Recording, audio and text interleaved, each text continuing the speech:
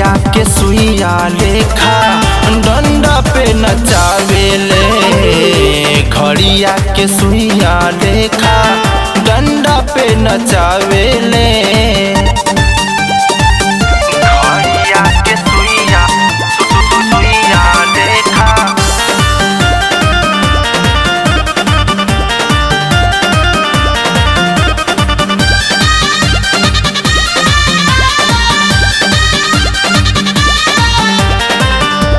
अंगूरी दबा के गलिया में सटावे।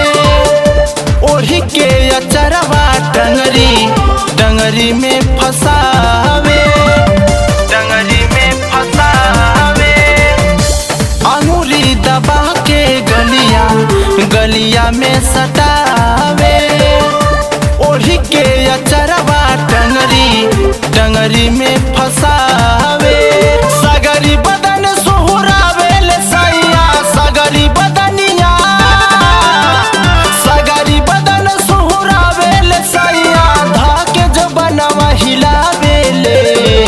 घड़िया के सुइया लेखा डंडा पे नचावेले। घड़िया के सुइया लेखा डंडा पे नचावेले। घड़िया के सुइया लेखा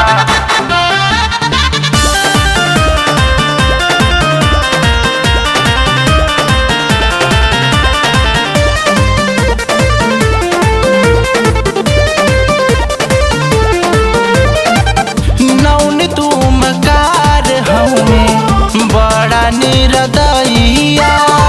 सूझे न अमित के कौनो से जिया पे उपैया।